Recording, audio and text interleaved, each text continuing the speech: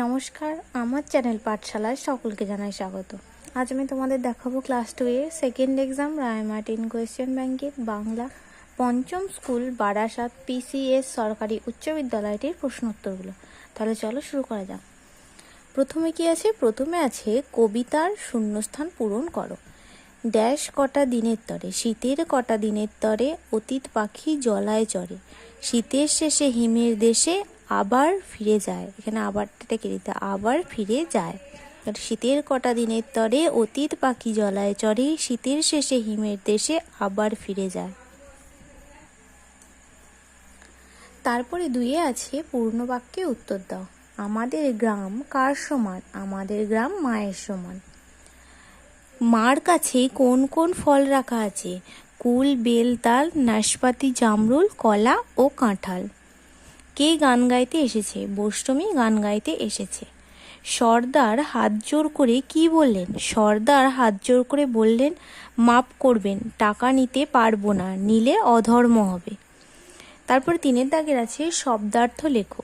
ঝাঁক, ঝাঁক শব্দের অর্থ হলো দল। হিম, হিম শব্দের অর্থ হলো বরফ।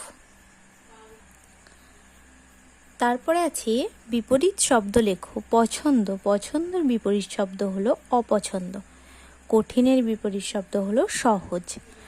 পাঁচে আছে বাক্য রচনা করো। নিজের, আমার একটি নিজের খেলনা গাড়ি আছে।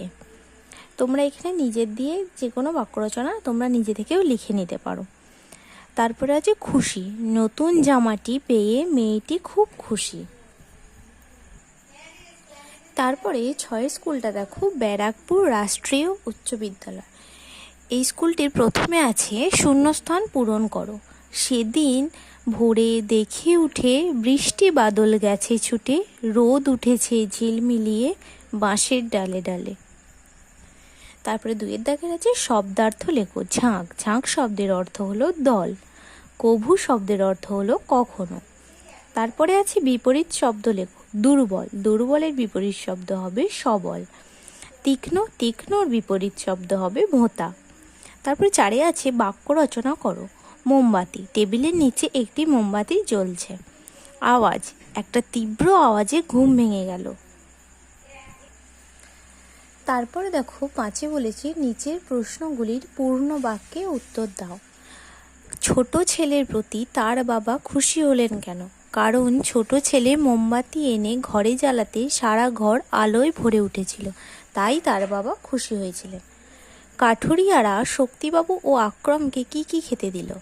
কাঠুরিয়ারা শক্তিবাবু ও আক্রমকে খেতে দিল তালপাত্তার ঠোঙায় চিড়ে আর বনের মধু, ছাগলের দুধ, আর ভাঁড়ে করে নদী থেকে এনে দিল জল। তারপর গয়ে বলেছে মা চড়াই শেষে হাতিকে কি বলল? মা চড়াই শেষে হাতিকে বলল, কি বলেছিল? বলেছিল গায়ে জোর আছে বলে গর্ব করা ভালো নয়, মনে রেখো ছোট প্রাণীরও কিছু ক্ষমতা থাকতে পারে। তারপরে বলেছে পূর্ব দিকে মেঘ কিসের মতো কালো? পূর্ব দিকের মেঘ ইস্পাতের মতো কালো।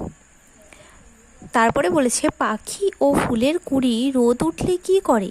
পাখি ও ফুলের কুঁড়ি রোদ উঠলে খুশিতে ঝিলমিল করে ওঠে। যদি তোমাদের ভিডিওটি ভালো লেগে থাকে তাহলে অবশ্যই লাইক, কমেন্ট, সাবস্ক্রাইব এবং শেয়ার করতে ভুলো না। ধন্যবাদ।